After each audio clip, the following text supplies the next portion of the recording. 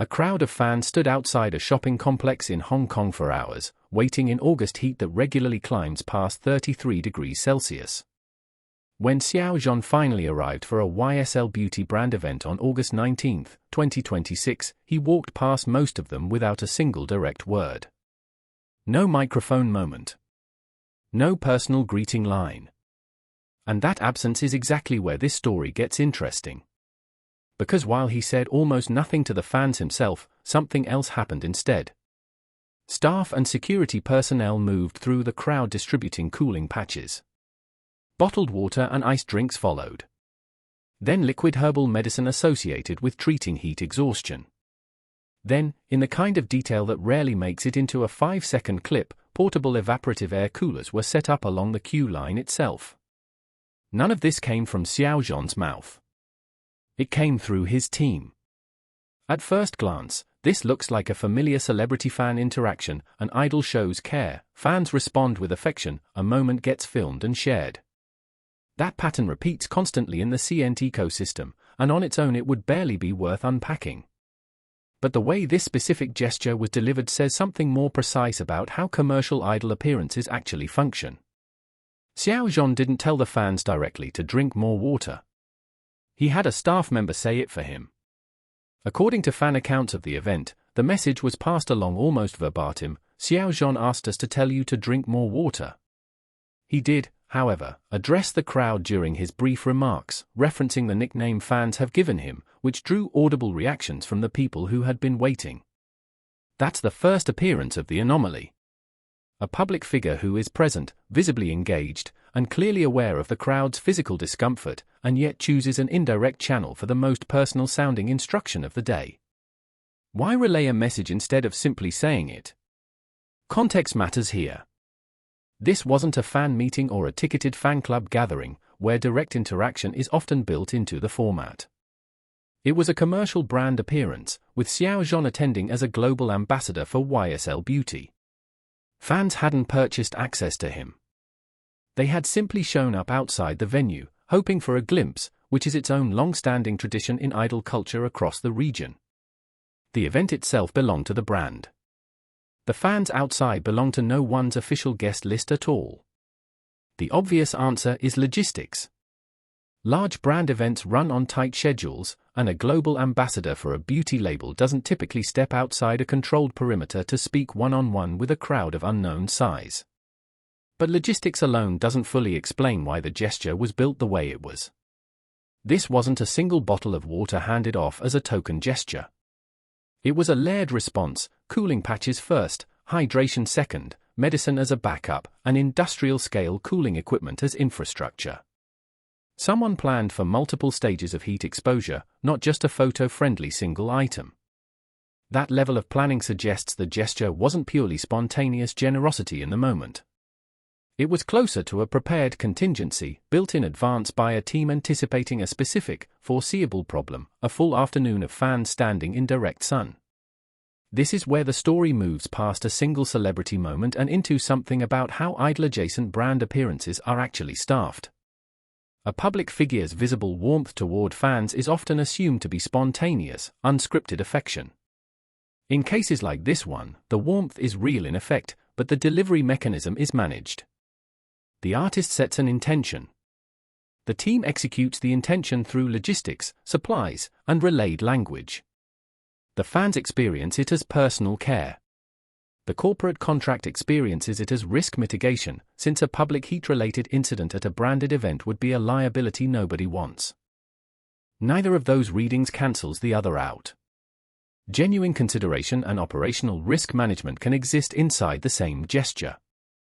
That overlap is, in fact, one of the more underexamined mechanics of the celebrity ambassador economy. Gestures that read as intimate to the audience are frequently the product of coordinated staff work rather than the artist acting alone, and that coordination is itself part of what fans are responding to, even if they don't articulate it that way.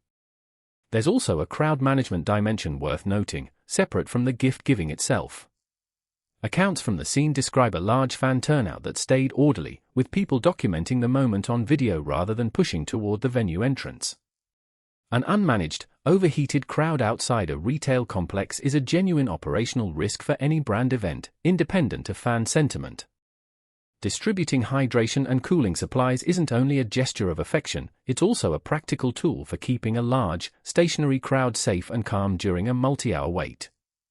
Reading the gesture purely as romance between idol and fandom misses this more mundane, and arguably more important, function. There's a second layer worth pulling apart here, and it involves how this event connected to something outside the venue entirely. On the same day, a duet Xiao Zhan recorded with Karen Mok years earlier resurfaced as one of the most recommended tracks across major platforms tied to the Qixi Festival, a holiday centered on romantic devotion.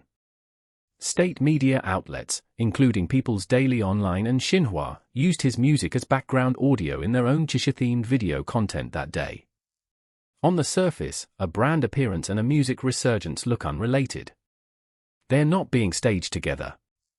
But they land on the same calendar date, and they reinforce the same underlying asset, audience association between Xiao Zhan and dependable, warm, low-controversy public presence.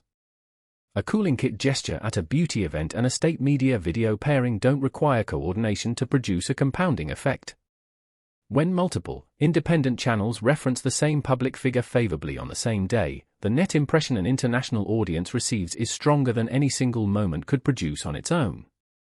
This is less about one company's marketing plan and more about how visibility compounds across otherwise unconnected media touchpoints.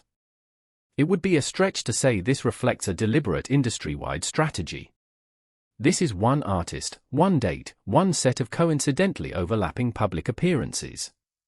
But it does illustrate a mechanism that shows up repeatedly around established C-ent figures with brand ambassador portfolios, personal gestures, official media usage, and calendar-driven cultural relevance can align without a single coordinating hand behind all three, and the alignment itself becomes part of the public narrative. For an international audience less familiar with the Chinese entertainment ecosystem, this is also a useful case study in how state and commercial media can reinforce each other without any formal collaboration. A beauty brand's paid ambassador appearance and an official news outlet's editorial choice of background music serve entirely different institutional purposes. One is commerce. The other is public messaging. Yet both chose the same artist on the same day, for reasons specific to each institution's own goals. The overlap isn't evidence of a coordinated campaign. It's evidence that Xiao Zhan currently occupies a public position stable and uncontroversial enough that multiple, unrelated institutions independently see value in association with him. Which brings the story back to the detail that started it. Xiao Zhan still didn't say "drink water" to the fans himself.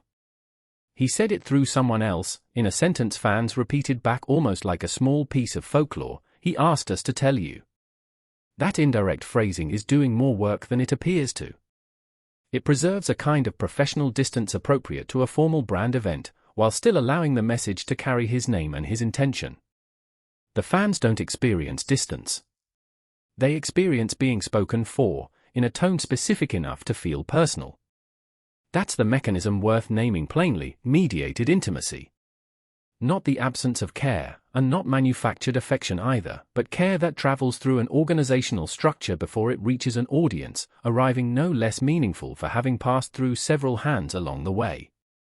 It's a pattern more common in East Asian idol culture than in many Western celebrity models, where formal distance from fans is often maintained even as the substance of the gesture remains warm.